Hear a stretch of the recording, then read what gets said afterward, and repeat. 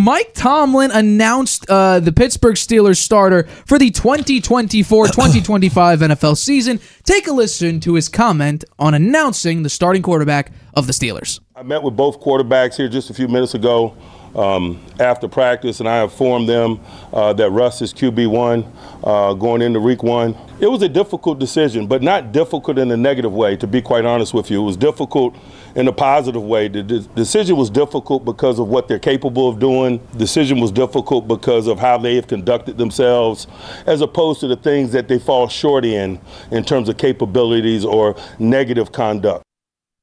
So I would like to know, overall, are you surprised that Russell Wilson was able to beat out Justin Fields in the Pittsburgh quarterback competition?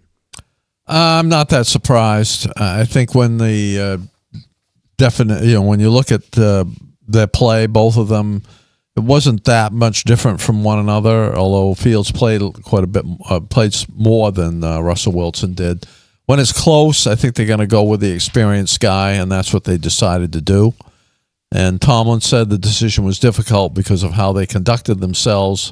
You can tell the Steelers don't feel great about the Russell Wilson thing, though. I think that they named him basically because they said when he first came in he was going to be the starter, and they want to follow through with that.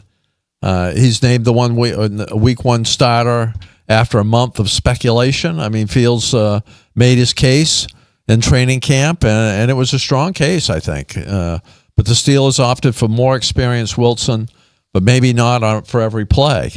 It's interesting. Tomlin continues to send mixed messages about when he's discussing the quarterbacks.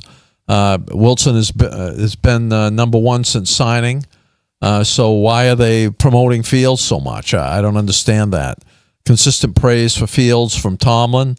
My friend, listen to this, what he said on Wednesday. My friend Raheem Morris better be ready for a Justin Fields package.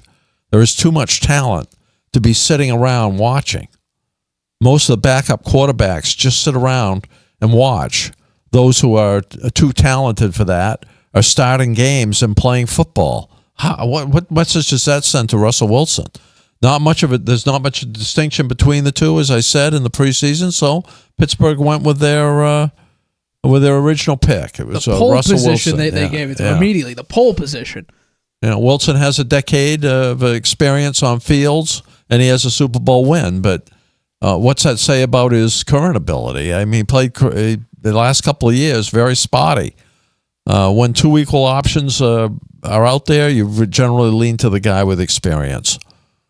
Yep, the Fields hype persists, which can't make Wilson feel good about his situation. I think the Steelers maybe need a little more tact when they're talking about Russ, like he is the starter, not because you feel obligated to start him. The Steelers aren't betting on the upside. They are rolling with the more ready option, I think. And I think hyping Fields is a direct shot at Wilson. Tomlin may not want Wilson to feel secure in the role. Maybe will push him harder and he'll perform better, or maybe he presses too hard, starts throwing a bunch of interceptions, fumbles the ball, and gets sacked. I don't think it's fair to Fields that he couldn't beat out a 35-year-old who was benched in favor of Jared Stidham. Jared Stidham. The Steelers are clearly trying to set up Fields for the midseason ascension. That's what I think's happening here. Mid-season ascension? Yeah, that he will start. Have they looked at their own schedule?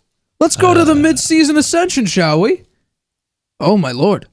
Yeah, bye week, then Commanders, easy, and then hell opens up.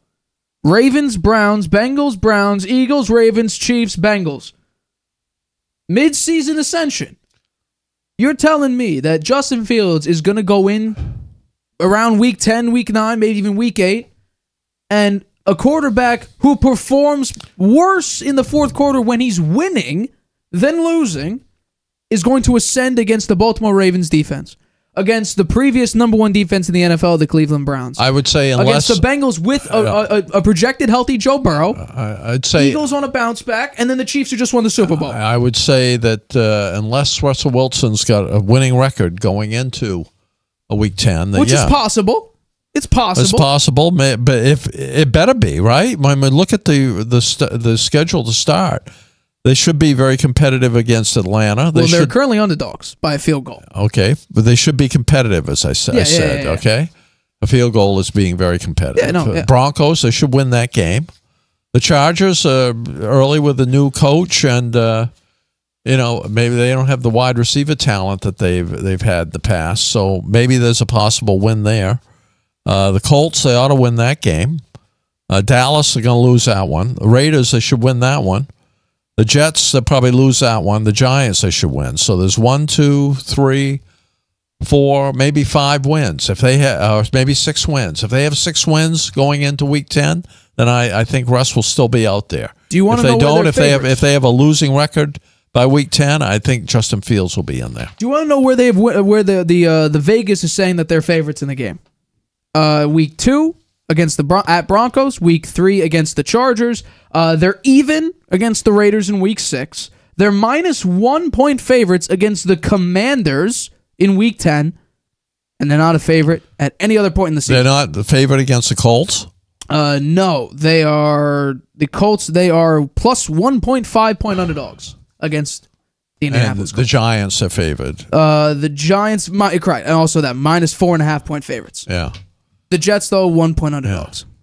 So midseason ascension, I don't really see it. So this is interesting.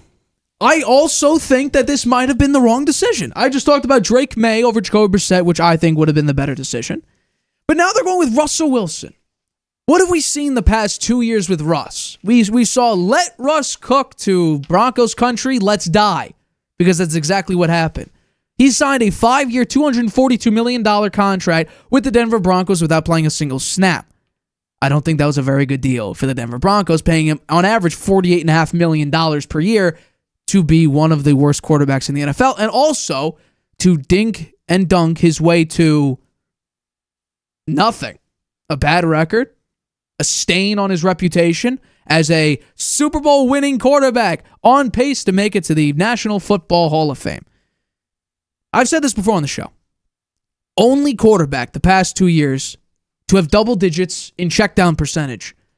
Mahomes literally changed his offense without Tyreek Hill and dinking and dunking. He's led the league in yards after the catch for the past 2 seasons, I believe. But apparently, he's not dinking and dunking as much as Russell Wilson is. In 2023, this is the shocking part.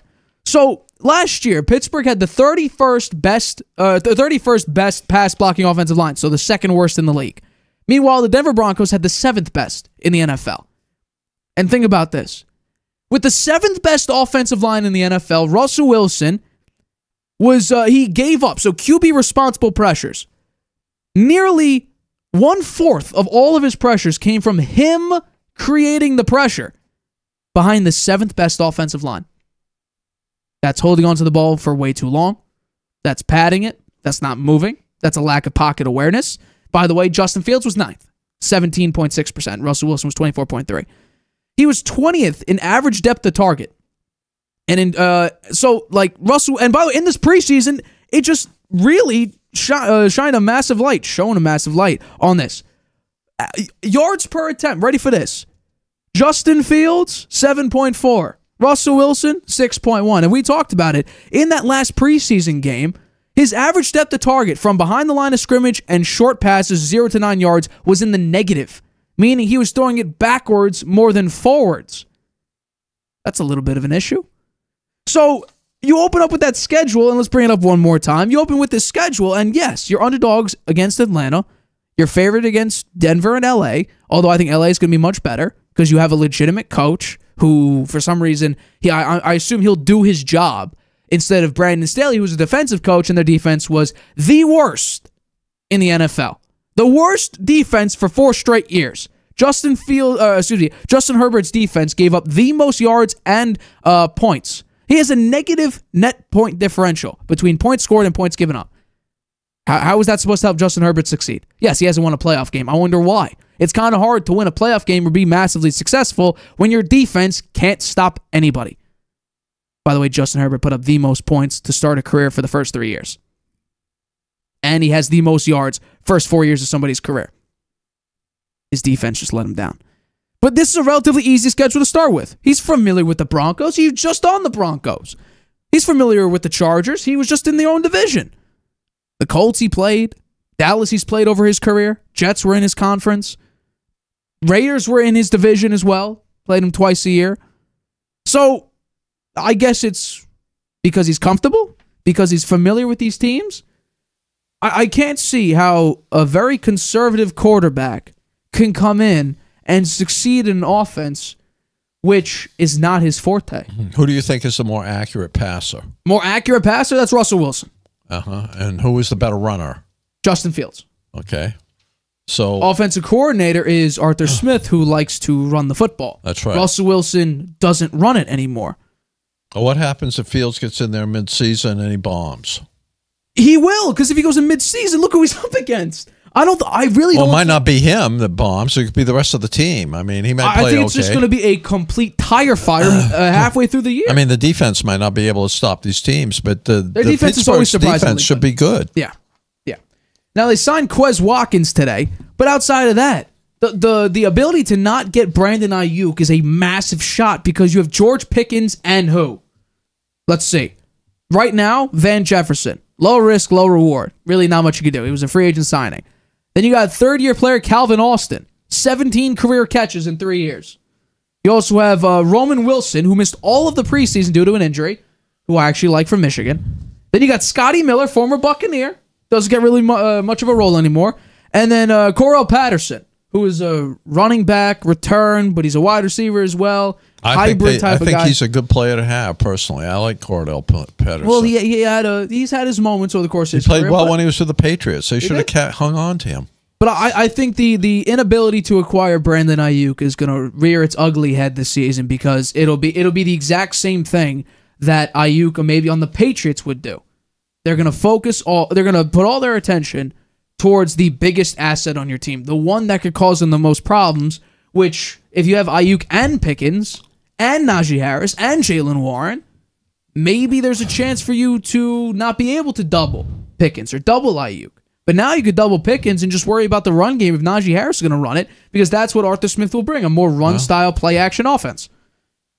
Russell Wilson, by the way, has not run play action in several years. That was not part of Sean Payton's scheme. Nathaniel Hackett, do we even call him a head coach anymore? We don't. He's an offensive coordinator for the New York Jets, who the Jets don't even want anymore. He's there because of Aaron Rodgers.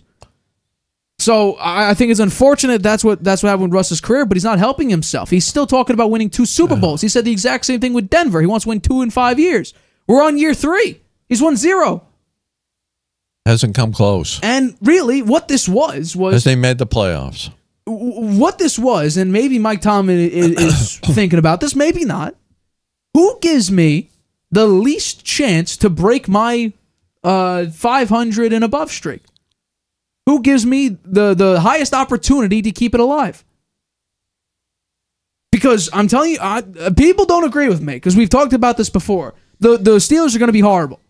There is no way Russell Wilson, who has had a massive decline in his career, and Justin Fields, who we've seen for 3 years, look terrible on a Bears team. How are they going to succeed against the Ravens, the Chiefs, the Bengals, the Browns, the Jets? I think Justin Fields... Bring it up one more time. I think Justin Fields has a chance to Cowboys, Chargers. I think he has a chance to be successful in the Steelers offense. I think it's too bad that he is not getting the nod to start now with the easier games and the beginning of the season that he could really get going on and get used to the offense.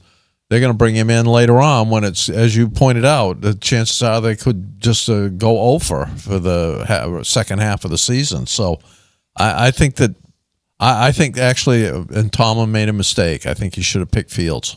Yes, the defense, always. The team could look terrible. You could have Kenny Pickett at quarterback or Mitch Trubisky. The defense, always surprisingly good. And the acquisition of Patrick Queen, I think, will definitely help out massively.